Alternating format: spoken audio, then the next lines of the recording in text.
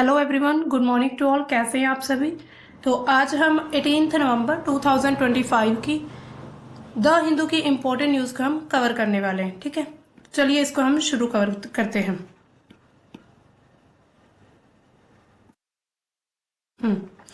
तो जैसे कि हमारा ये सेशन रहता है, यहाँ पर हम क्या करते हैं, polity IR, history, art and culture, economy, science and tech, environment and geography से रिलेटेड जितने भी हमारे इम्पोर्टेंट कुछ मतलब टॉपिक रहते हैं, टॉपिक मीन्स की करंट अफेयर की न्यूज रहती है, उनको हम वन बाय वन अच्छे से कवर करते हैं। तो अब देखिए, हमने कल आपको दिया था क्वेश्चन ऑफ द डे। तो क्वेश्चन ऑफ द डे क्या था, Mohammad Shami is likely to play for which IPL team in 2026। यानी कि 2026 में जो मोहम्मद शमी है वो कौन सी आईपीएल टीम से यानी कि खेलेंगे।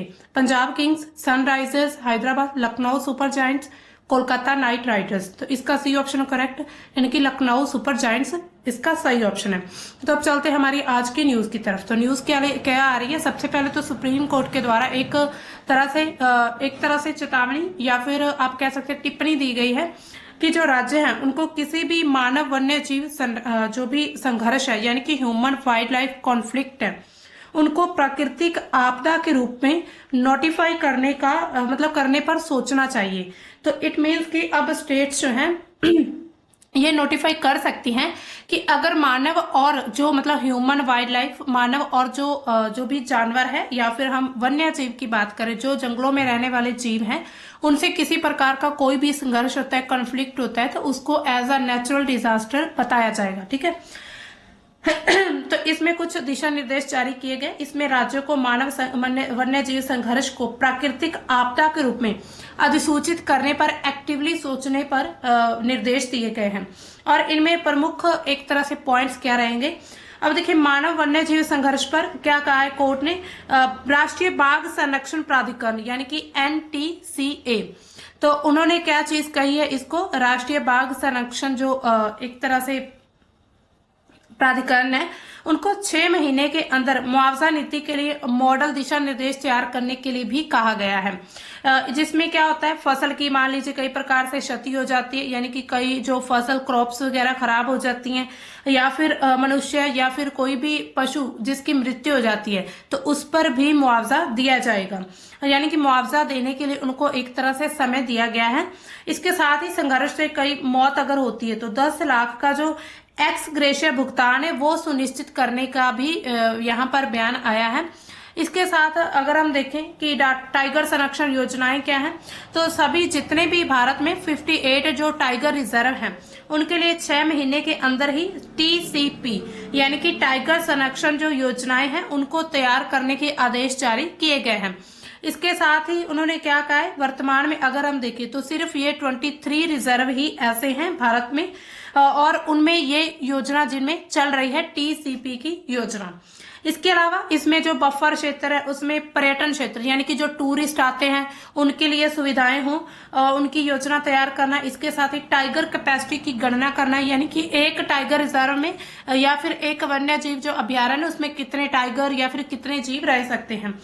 इसके अलावा इको सेंसिटिव जोन पर भी उन्होंने बात करने के विचार करने के लिए सुप्रीम कोर्ट ने एक सलाह दी है राज्यों को कि टाइगर रिजर्व के चारों ओर कम से कम 1 किलोमीटर, यानी कि मान लीजिए ये टाइगर रिजर्व है, इसके चारों तरफ 1 किलोमीटर के अंदर अंदर इसको इको सेंसिटिव जोन इसको घोषित किया जाए।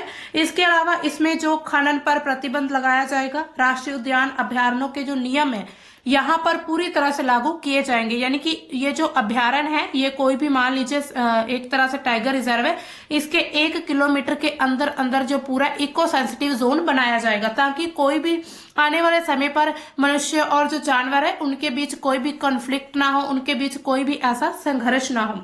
इसके अलावा टाइगर सफारी, इन्हें सिर्फ गैर वन भूमि या फिर बफर क्षेत्र की क्षतिग्रस्त भूमि पर ही स्थापित करने की अनुमति दी गई है। यानी कि टाइगर गलियारे का हिस्सा नहीं होना चाहिए। जहां पर जो टाइगर सफारी है वो हर जगह अब नहीं चलेगी। जो एरिया टाइगर रिजर्व का हिस्सा नहीं होगा, सिर्फ वहीं पर ही टाइगर जो सफारी है वो हो सकती है। इसके अलावा अगर हम देखें कि मानव और वन्य जीव के आखिर संघर्ष कैसे कैसे हो सकते हैं, इसके थोड़े उदाहरण से हम समझते हैं। तो अब देखिए यहाँ पर, अब देखिए क्या होता है, बाघ से संघर्ष हो जाता है। जैसे कि बाघ कई बार क्या होता है, अभ्यारण्य से बाहर आ जाते हैं, कुछ लोगों को मार डालते हैं, या फिर गांव में घुसकर पूरे के पूरे गांव क्या होते हैं, बर्बाद हो जाते हैं। तो ये भी एक तरह का संघर्ष है, इसको भी प्राकृतिक आपदा माना जाएगा। इसके अलावा हाथी से संघर्ष हो जाता है। हाथी कहाँ पर, खास तौर पर हम देखते हैं झारखंड में पाए जाते हैं। इसके साथ ही जो है उड़ीसा में पाए जाते हैं, छत्तीसगढ़ है, असम है, कर्नाटक, केरल, तमिलनाडु, तो ये पूरा जितना भी क्षेत्र आता है ये पूरा यहाँ पर हाथी पाए जाते हैं। तो केरल में वायनाड में हर साल 10-15 जो हाथी होते हैं, 10-15 लोग जो है वो हाथियों से मरते हैं। यानी कि हाथी अपने इतने गुस्से में या फिर एक बार अपने जो एरिया से बाहर आ जाए तो वहां पर लोगों को, गांव को भी नुकसान पहुंचा सकते हैं। इसके अलावा एक उदाहरण आता है यहाँ पर तेंदुआ, लेपर्ड। लेपर्ड का आपने बहुत ही ज्यादा सुना होगा, आपने बहुत सारी ऐसी न्यूज देखी होंगी कि तेंदुआ जो है वो सिटी में घुस चुका है, उसने इतने लोगों को मार डाला, ऐसा नुकसान किया, इतने लोगों को जख्मी किया। तो ये सब चीजें आम ही है। ये मोस्टली कहाँ पर देखा जाता है, मुंबई का जो नासिक है, इसके साथ ही मुंबई का एरिया, बेंगलुरु में भी लेपर्ड बहुत ज्यादा सिटीज में आ जाते हैं। शिमला का जो क्षेत्र है जहां पर जंगल एरिया ज्यादा है, तो उनमें से लेपर्ड जो है वो जंगल से बाहर आने शुरू हो जाते हैं। इसके अलावा जंगली सुअर भी आते हैं, उनसे भी काफी नुकसान होता है। भालू जो है 2023 की अगर हम रिपोर्ट देखें, यानी कि एक न्यूज देखें, तो 2023 में ओडिशा में एक भालू ने एक ही दिन में जो 8 लोग थे उनको नोच दिया था, यानी कि 8 लोगों को ही मार डाला था एक तरह से, ठीक है। इसके अलावा कोई सांप की कुछ प्रजातियां आती हैं, मगरमच्छ, ये सभी क्या है, ये वन्य जीव ही जो है वन्य जीव ही इनको माना जाएगा। इसके अलावा समाधान क्या क्या हो सकते हैं, मानव और वन्य जीव के संघर्ष के समाधान क्या है। ह्यूमन वाइल्ड लाइफ कॉन्फ्लिक्ट्स जो है, भारत जैसे जितना एक तरह से पूरा विविध कंट्री है, यहाँ पर अलग अलग प्रकार के जीव पाए जाते हैं, अलग अलग प्रकार की उनकी प्रजातियां मिलती हैं। तो ऐसे देश में ये एक बहुत बड़ी चुनौती है कि संघर्ष को कम करना या खत्म करना। जहां पर वन्य जीव की आबादी लगातार बढ़ रही है और मानवीय विकास के बीच लगातार संघर्ष हो रहा है। संघर्ष कैसे हो रही है, मान लीजिए ये एक तरह से जंगल का एरिया, अब क्या है कि मनुष्य को यहाँ पर डेवलपमेंट करना है, विकास करना है, तो वो इतने एरिया के जो जंगल है वो काट देगा और यहाँ पर अपनी जो भी होटल, फैक्ट्री, जो भी कारखाने वगैरह लगाने शुरू कर देगा। लेकिन इसके साथ ही ये जंगल का एरिया है, अब कहीं से भी किसी भी प्रकार से जो जंगली जानवर है या फिर वन्य जीव है वो इस एरिया में घुसकर लोगों को खतरा पहुंचा सकते हैं। तो इसी तरह धीरे धीरे वो सिटीज में भी आ सकते हैं, यानी कि एक तरह से उनके आवास को नुकसान पहुंच रहा है, वन्य जीव के आवास को। इसी वजह से वो लोगों से, यानी कि मनुष्य से कॉन्फ्लिक्ट करने में लगे हुए हैं। इसके अलावा अगर हम थोड़े इनके सुझाव देखें क्या हो सकते हैं, तो मिटिगेशन मेजर्स होना चाहिए, यानी कि तकनीकी और शमन उपाय किए जाने चाहिए, जिसमें क्या होता है कि बाढ़ लगा सकते हैं। यानी कि ये मान लीजिए जंगलों और बागों का, हाथी का एरिया है पूरा, तो उनके चार फेरे यानी कि चारों तरफ उनके बाढ़ लगाई जा सकती है। इसके अलावा एआई डेटा एनालिटिक्स किया जा सकता है। वन्य जीव आंदोलन की भविष्यवाणी के लिए एआई मॉडल तैयार किए जाए। इसके अलावा बाघ तेंदुए के हमले को रोकने के लिए और क्या कर सकते हैं कि जो अल्ट्रासोनिक डिवाइस है या फिर लाइट बैरियर है वैसे यूज किए जा सकते हैं। इसके अलावा कम्युनिटी इन्वॉल्वमेंट भी होनी चाहिए, जो स्थानीय समुदाय हैं उनको थोड़ा सशक्त बनाना होगा, यानी कि वो खुद से अपने जो है अपने एरिया की या फिर अपने लोगों की रक्षा कर पाए। ग्राम पंचायत को वन्य जीव अधिनियम जो 1972 है उसके तहत जो समस्याग्रस्त जानवर, उनसे निपटने के लिए उनको अधिकार दिए जाने चाहिए। इसके अलावा शिक्षा और जो प्रशिक्षण भी मिलना चाहिए, यानी कि स्कूलों में बच्चों को, गांव में जागरूकता अभियान होने चाहिए कि किस प्रकार अगर कोई मान लीजिए जंगली जानवर या वन्य जीव आपके घर में या आपके एरिया में घुस जाता है तो उससे किस प्रकार से निपटना है। इसके अलावा कुछ नीतिगत उपाय भी होते हैं, जिसमें क्या है, उत्कृष्ट केंद्र स्थापित किए जाएं, यानी कि नीति, अनुसंधान, क्षेत्रीय शमन पर ये उत्कृष्ट केंद्र जो है वो काम करेंगे। इसके अलावा परियोजनाएं भी हो सकती हैं, जिसमें जो 2025 की अगर हम बात करें तो इसमें 5 परियोजनाएं जो है वो एक तरह से शुरू की गई हैं, जिसमें प्रोजेक्ट डॉल्फिन है, डॉल्फिन के संरक्षण के लिए घड़ियाल है, इसके साथ ही इनके जो संघर्ष है उनको एकीकृत करती है। बाघ परियोजना और हाथी परियोजना के तहत जो पशु गलियारे हैं, यानी कि पशुओं के जो कॉरिडोर्स हैं उनको सुनिश्चित किया जाए। इसके अलावा लॉन्ग टर्म स्ट्रेटेजीज क्या हो सकती हैं, इसमें आवास का संरक्षण किया जाए, यानी कि जो भी इको सेंसिटिव जोन हमने अभी बात की है, इको सेंसिटिव जोन जो है उसको एक तरह से नोटिफाई कर देना चाहिए, उसका विस्तार होना चाहिए। और जो वन कवर है यानी कि जो जंगलों का एरिया है, कवरेज है, उनको बढ़ा देना चाहिए ताकि जो वन्य जीव है वो गांव में ना आ सके। इसके अलावा सुप्रीम कोर्ट के जो कुछ दिशा निर्देश दिए गए उसमें अभी बताया गया कि मतलब उन्होंने अभी कहा है कि सलाह दी है कि जो टाइगर रिजर्व है उसके आसपास का जो 1 किलोमीटर का एरिया उसको इको सेंसिटिव जोन घोषित किया जाए ताकि वहां पर किसी भी प्रकार का कोई संघर्ष ना हो पाए। इसके अलावा अंतर्राष्ट्रीय सहयोग भी चाहिए होगा, यानी कि IUCN जो है, UNEP जैसे संगठनों से भी कुछ सीखना होगा। और 75% जंगली बिल्लियां जो है उनके संघर्ष के संवाद को भी कम किया जा सका, यानी कि किया गया। तो जो IUCN UNEP की जो नीति है, जो पॉलिसीज है, उनके द्वारा 75% जो जंगली बिल्लियां है ना उनके खतरे को कम किया गया। तो इस वजह से उनसे भी हमें सीखने की बहुत जरूरत है। तो दोस्तों ये थी हमारी न्यूज इतनी कि इसमें जो सुप्रीम कोर्ट है मेनली उन्होंने मनुष्य और जो वन्य जीव है उनके बीच संघर्ष को लेकर जो भी दिशा निर्देश वो जारी किए हैं। चलते हमारी नेक्स्ट न्यूज की तरफ। नेक्स्ट न्यूज क्या आ रही है कि फेस्टिव सर्च की बात की गई। यहाँ पर फेस्टिव सर्च यानी कि त्योहारी जो मौसम होता है उसमें सोने के आयात में तेजी से व्यापार घाटा जो है वो पहुंच चुका है 21.8 बिलियन डॉलर तक। गोल्ड इंपोर्ट का जो डेफिसिट है वो, तो इंडिया का टोटल एक्सपोर्ट कितना है अक्टूबर में जो है 72.9 बिलियन डॉलर है और मार्जिनल डिक्लाइन हुआ है यहाँ पर 73.4 billion dollar in the same month last year. यानी कि सेम मंथ लास्ट ईयर में 73.4 बिलियन डॉलर था, लेकिन अब जो है 72.9 बिलियन डॉलर हो चुका है। ठीक है, तो इंडिया का ट्रेड डेफिसिट है 141% तक पहुंच चुका है अक्टूबर 2025 का, जो कि 21.8 billion due to surging imports, यानी कि जो इंपोर्ट किए गए हैं इसमें large part by festival related jump in gold import, यानी कि गोल्ड यानी कि सोने का आयात बहुत ज्यादा किया गया है फेस्टिव सीजन पे। इसी वजह से जो डेफिसिट है यानी कि घाटा वो बढ़ चुका है। इसके अलावा सोने के आयात में उछाल क्या हुआ है 190%। अगर हम सोने की आयात की बात करें तो 199% जो है वो इंपोर्ट बढ़ा है इससे, और जो पिछले साल के 4.92 अरब डॉलर से लगभग 3 गुना है। यानी कि पिछले साल इतना था, अब इससे बढ़कर 3 गुना हो चुका है। दिवाली और जो अन्य त्योहार अभी हमने देखे, शादी की मौजूदा जो सीजन है उसमें वैश्विक सोने की कीमत जो वृद्धि लगातार बढ़ती जा रही है, 1 लाख से भी ज्यादा हो चुका है, सोने की कीमत बढ़ चुकी है। तो उससे जो है सोने के एक तरह से इसमें जो इंपोर्ट ज्यादा हुआ है और फिर उसके बाद इसमें डेफिसिट हमें घाटा ज्यादा देखने को मिला है। इसके अलावा निर्यात में कमी हुई है। माल निर्यात की अगर हम कमी देखें तो 11.8% से कम होकर 34.38 अरब डॉलर तक रह चुकी है। इसके साथ ही यहाँ पर आप पूरा एक ग्राफ देख सकते हैं, ये अक्टूबर 2024 का है और ये 2025 का। यहाँ पर देख सकते हैं आप 2024 में जो था हमारा, यानी कि फिर भी जो एक्सपोर्ट था वो कम था और इंपोर्ट ज्यादा था, लेकिन अब जो है इंपोर्ट ज्यादा हो चुका है, एक्सपोर्ट बिल्कुल उतना ही उतना, उसमें सिर्फ माइनर सा सिर्फ कुछ 0.1 का उसमें हमें डिफरेंस देखने को मिला है, यानी कि जो है कम हुआ है हमारा एक्सपोर्ट। इसके प्रभाव क्या हो सकते हैं? अब देखिए इसके प्रभाव अलग अलग सेक्टर पर पड़ते हैं, लेकिन सबसे ज्यादा ऐसे जो प्रभाव होते हैं अर्थव्यवस्था पर हमें देखने को मिलते हैं। तो अर्थव्यवस्था पर क्या होगा, ये जो घाटा है पूरा विदेशी मुद्रा भंडार पर भी दबाव डाल सकता है। हालांकि जो अप्रैल और अक्टूबर का कुल निर्यात हमने देखा है 0.6% तक बढ़ा है, टोटल निर्यात यानी कि एक्सपोर्ट।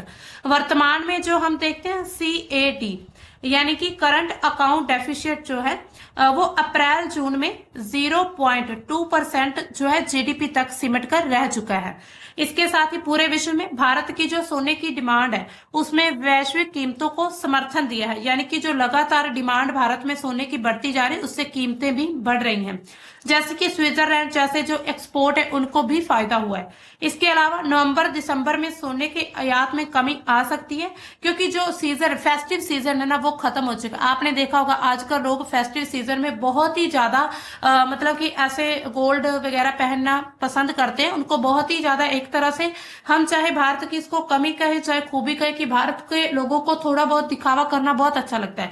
जैसे कि अगर मान लीजिए उनके पास घर में मतलब कि अपने खर्चे के भी रुपीज ना हो, लेकिन फिर भी वो कहीं ना कहीं सोना पहनकर, वो मतलब सोना खरीद कर पहनना जरूर पसंद करते हैं। तो इसी तरह से लगातार सोने की डिमांड भारत में बढ़ती जा रही है। अब अगर हम देखें सीएडी का, यानी कि हमारा जो करंट सीएडी का, इसका फुल फॉर्म क्या है ये आपको याद रखना होगा। करंट अकाउंट डेफिसिट जो है वो देश की एक बाहरी आर्थिक स्थिति का आंकलन करता है। यानी कि एक तरह से हम अगर देखें तो संकेतक, सूचक की तरह काम करता है। ये जो है माल, सेवाएं, इनके व्यापार, निवेश और एक तरफा हस्तांतरण, जिसमें क्या आते हैं, एक तरफा में रेमिटेंसीज आते हैं, उनके बीच असंतुलन क्या है उसको पूरी तरह से दर्शाता है। जब आयात जो है वो निर्यात से ज्यादा हो जाता है तो जो करंट अकाउंट डेफिसिट है वो बढ़ जाता है।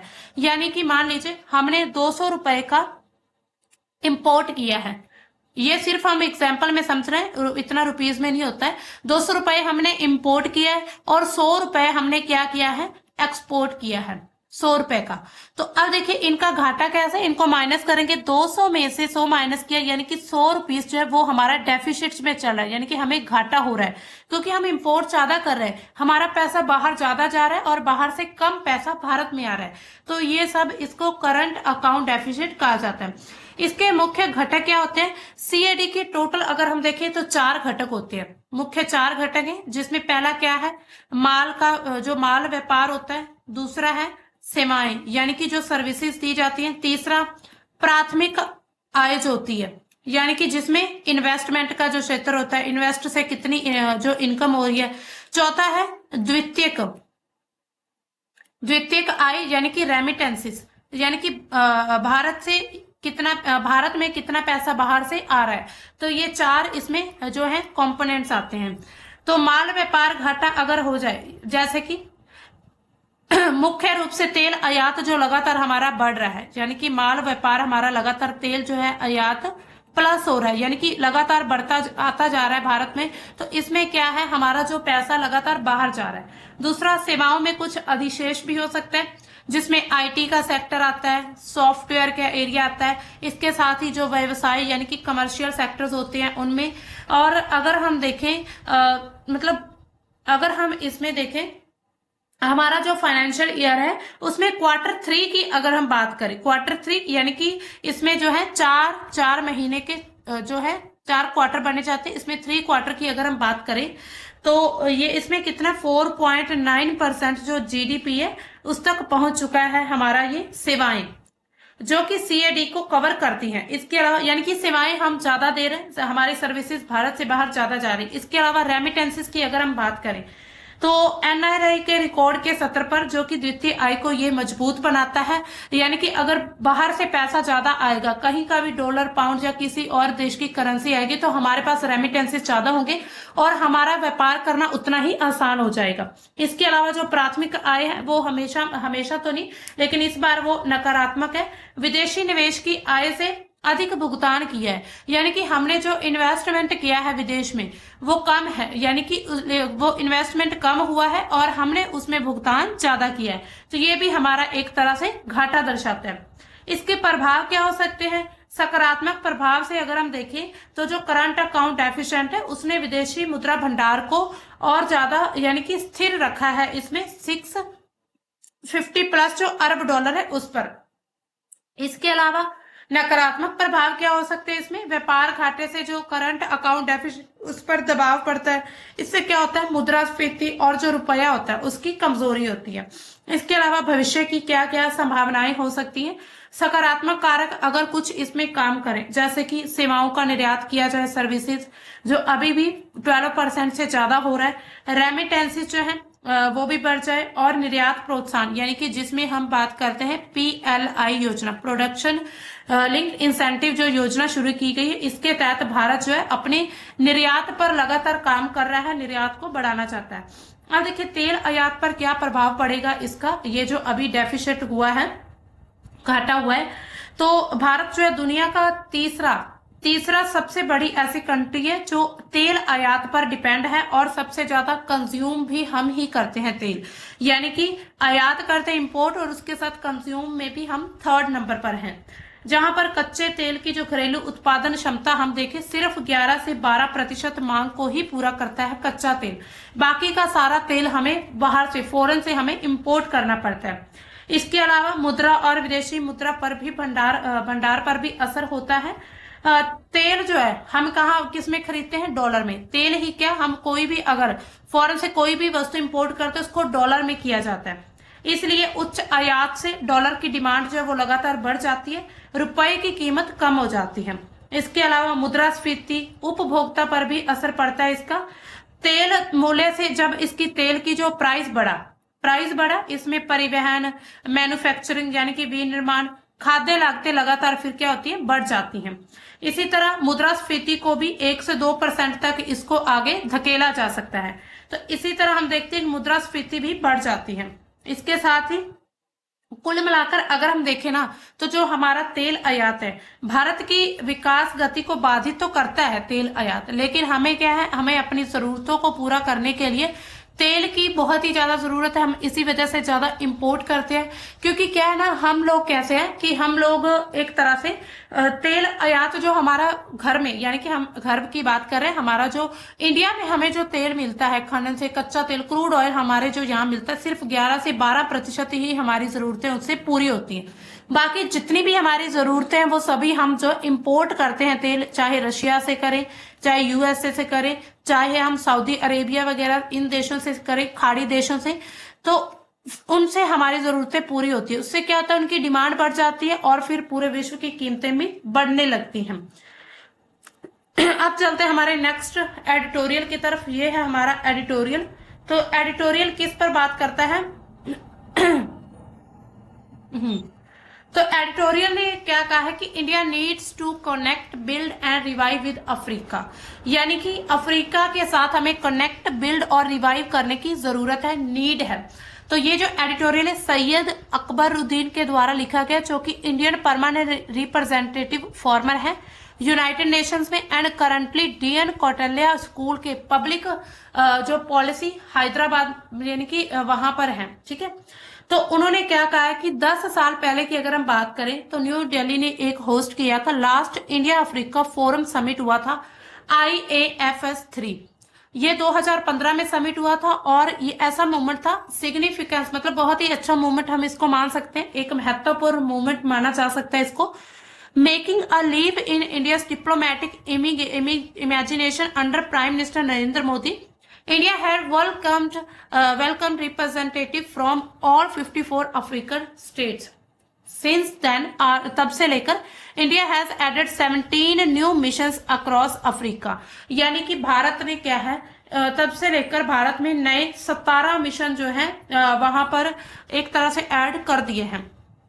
इसके अलावा अगर हम देखें तो it was key in ensuring full membership for the African Union in G20, यानी कि अभी भारत ने जो है, इंडिया ने सपोर्ट किया है अफ्रीका की ग्लोबल वॉइस को, यानी कि अफ्रीका की वॉइस को पूरे ग्लोबल में।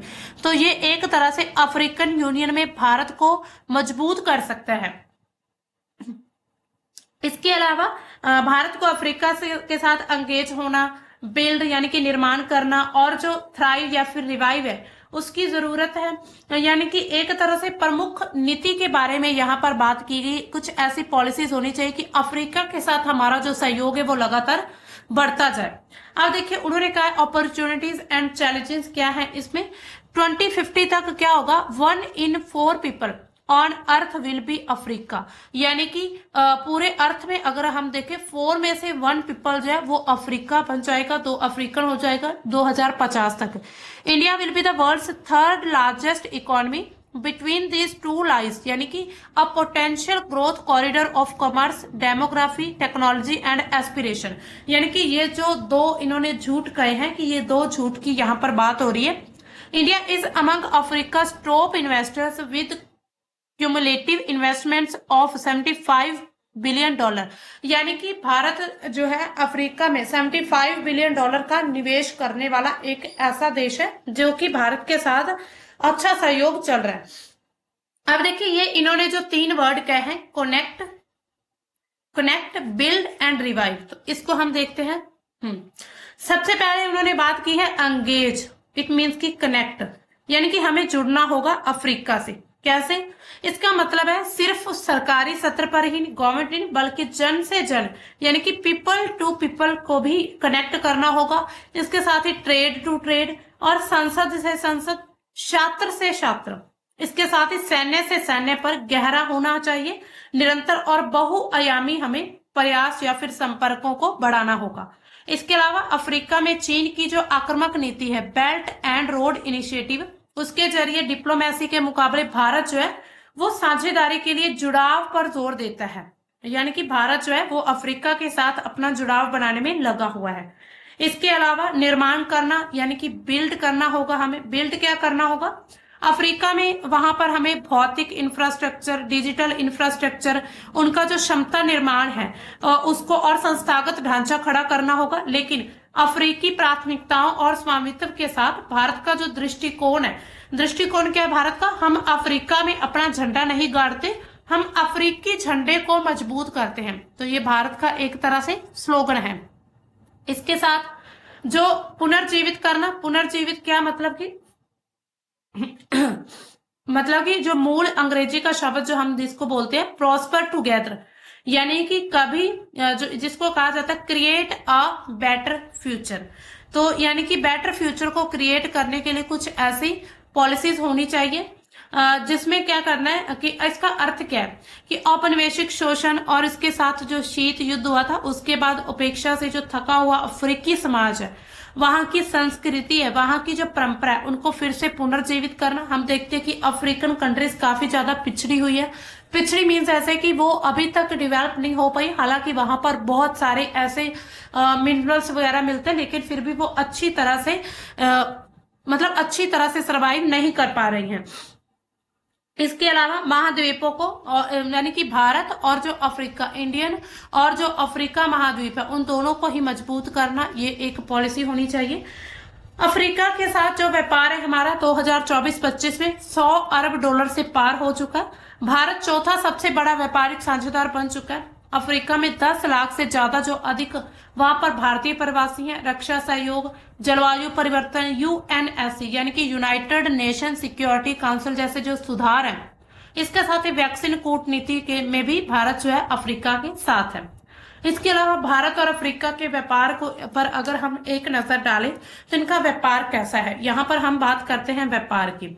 तो किसी भी कंट्री में किसी भी देश के साथ अगर हम व्यापार देखें तो भारत का व्यापार हर जगह एक तरह से बैलेंस की तरह चल रहा है। लेकिन भारत का जो व्यापार है अफ्रीका से, इसको ऐतिहासिक रूप से समझते हैं कि प्राचीन समय पर जब हम देख रहे हैं, प्राचीन काल में जब मसाले वगैरह भारत में बहुत ही ज्यादा हुए करते थे, आज भी है ज्यादा, लेकिन आज और क्षेत्रों में भी ज्यादा मसाले मिलते हैं। तो उस समय पर अफ्रीका ने यानी कि मसाले मार्गों से लेकर आज का जो डिजिटल आधुनिक युग है उसको ऊर्जा की जो साझेदारी है वहां तक पहुंचा दिया। यानी कि इतिहास से ही अफ्रीका के साथ हमारे जो मार्ग हैं, अफ्रीकी रास्ते के जरिए ही भारत में जो यूरोपियन कंट्रीज आती थी, यहाँ पर मान लीजिए यूरोप है, ये अफ्रीका कॉन्टिनेंट है, यहाँ से होकर और यहाँ पर जो है इंडिया में आते थे। इट मीन्स कहीं ना कहीं अफ्रीका को मध्यस्थता का मार्ग बनाया गया था। इसके अलावा भारतीय निर्यात का वर्चस्व अगर हम देखें तो भारत अफ्रीका को फार्मास्यूटिकल्स, इसके साथ ही पेट्रोलियम उत्पाद और जो मशीनरी है, ऑटोमोबाइल का जो क्षेत्र है, और इसके साथ ही कृषि निर्यात जो है वो करता है भारत अफ्रीका को। दक्षिण अफ्रीका, नाइजीरिया, केनिया, मिस्र जैसे जो प्रमुख देश हैं, ये सब बड़े बाजार हैं भारत के। जैसे कि सन फार्मा, सिप्ला, जो ल्यूपिन जैसी कंपनियां अफ्रीकी स्वास्थ्य बाजार में सबसे आगे हैं। इसके अलावा भविष्य की संभावनाएं अगर हम देखें, यानी कि कुल मिलाकर भारत और अफ्रीका का जो एक तरह से व्यापार है वो बहुत अच्छा चल रहा है, लेकिन उसमें फिर भी सुधार क्या करना होगा कि फिर से इसको कनेक्ट करना होगा। कनेक्ट कैसे कि छात्रों को छात्रों से, पीपल को पीपल से कनेक्ट, ट्रेड को ट्रेड से कनेक्ट किया जाए, सैन्य को सैन्य से कनेक्ट, सांसद को सांसद से कनेक्ट किया जाए किसी तरह। उसके बाद भारत का जो लक्ष्य क्या रखा गया कि 2030 तक अफ्रीका के साथ व्यापार को दुगना करना है। ठीक है। और यानी कि दुगना मीन्स कि 200 यूएसडी डॉलर करना है, 200 यूएस डॉलर करना है ये व्यापार।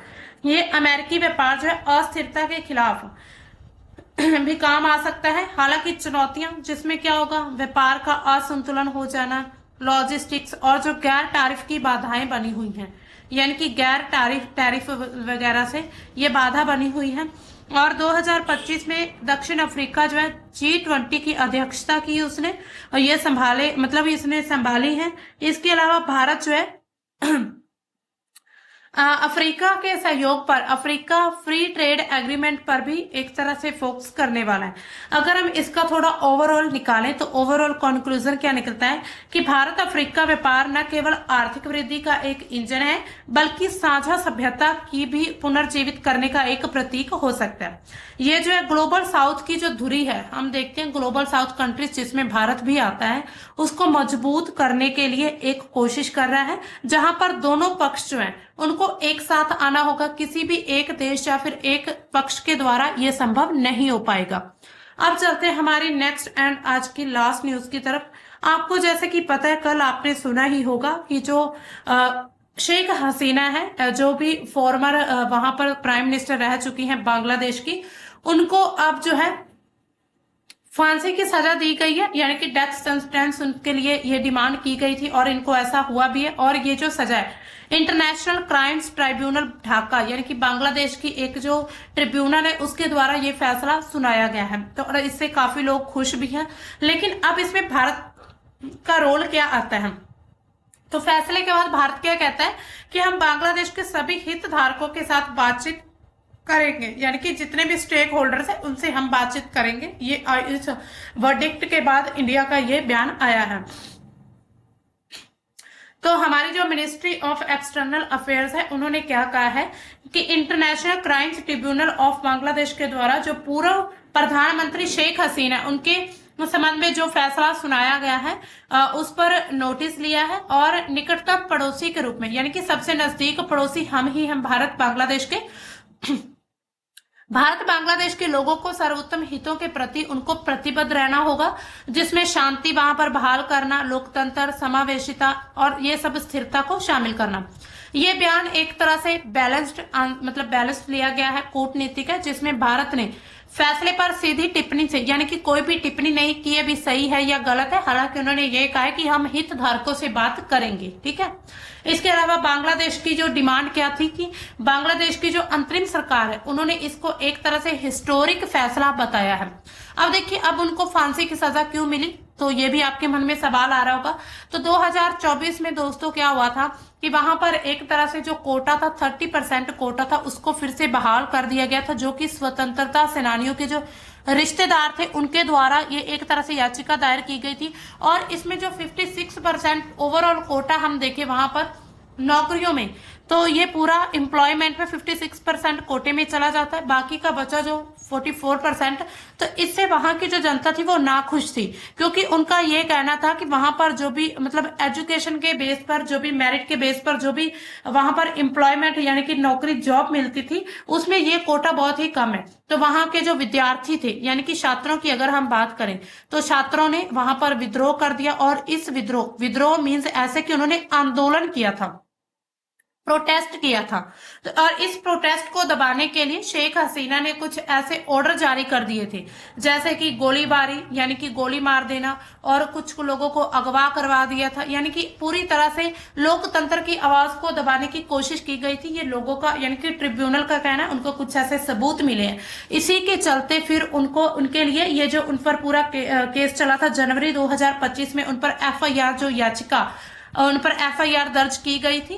और उसके बाद से ये पूरा ट्रिब्यूनल ने पूरा केस संभाला, उन्होंने सबूत एविडेंस इकट्ठे किए।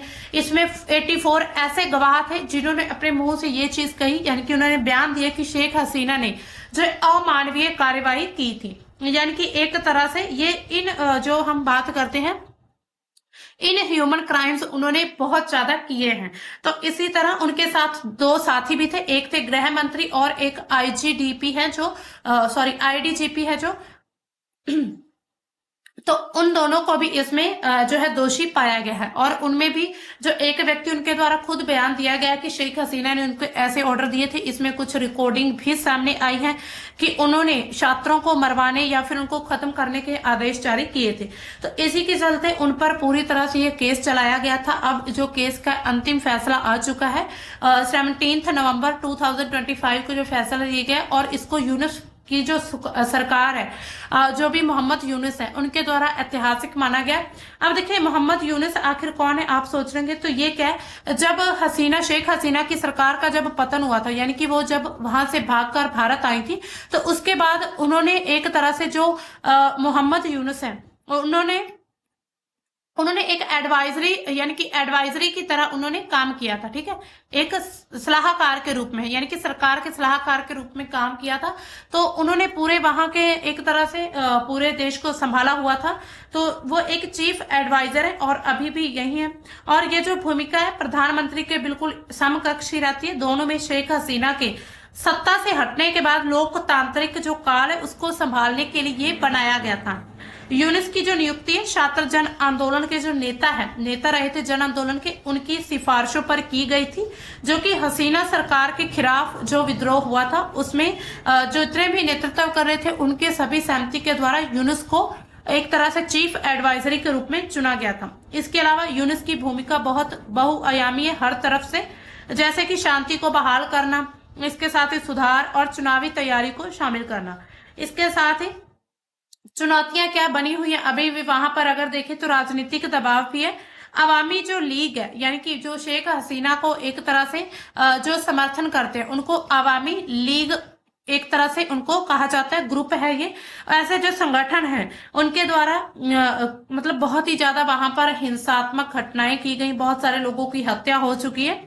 और इससे क्या है कि हसीना युग के बारे में पता चलता है कि हसीना का जो युग था, यानी कि जब तक हसीना थी या फिर जब तक हसीना है वहां पर, तो वहां पर लोगों के साथ बहुत ही ज्यादा अन्याय हो रहा है, उनकी बहुत ही ज्यादा मृत्यु हो रही है, उनके साथ एक तरह से उत्पीड़न किया जा रहा है। तो ये सब चुनौतियां दर्शाती है। इसके अलावा मानव अधिकार की चिंताएं भी दिखती हैं, जैसे कि कुछ ऐसे संगठन है जो कि ये मानते हैं कि 40 से अधिक और अतिरिक्त न्यायिक हत्याएं वहां पर हुई है 2024 से लेकर 25 के बीच। इसके अलावा जो अभी 2026 में चुनाव होने वाले हैं, तो उसके पहले ये फैसला आया है, यानी कि जो शेख हसीना अब उनको फांसी की सजा हो जाएगी। तो ये जो वहां के छात्र थे उनके द्वारा इस चीज की काफी डिमांड की गई थी और वहां पर लोग काफी खुश हैं। तो दोस्तों ये थी हमारी आज की न्यूज। तो अब देखिए हमारा जो आपके लिए हम लेकर आए आज का जो क्वेश्चन ऑफ द डे क्या है, ये 2023 में पूछा गया ये question. With reference to India projects on connectivity consider the following statements है। East west corridor project of India has been completed. North south corridor project of India has been completed. Chennai Vladivostok maritime corridor is a part of the project. तो इसमें आपने बताना है कितने option सही है, सिर्फ पहला, सिर्फ दूसरा, या पहला और तीसरा, या फिर तीनों ही सही है। तो इसका आपने जो सही ऑप्शन मतलब जो आपको सही ऑप्शन लगता है आपने हमें कमेंट सेक्शन में बताना होगा। तो दोस्तों ये था हमारा आज का द हिंदू का सेशन। मिलते हैं हम अपने नेक्स्ट यानी कि कल के सेशन में। तब तक के लिए बाय, थैंक्स फॉर वॉचिंग।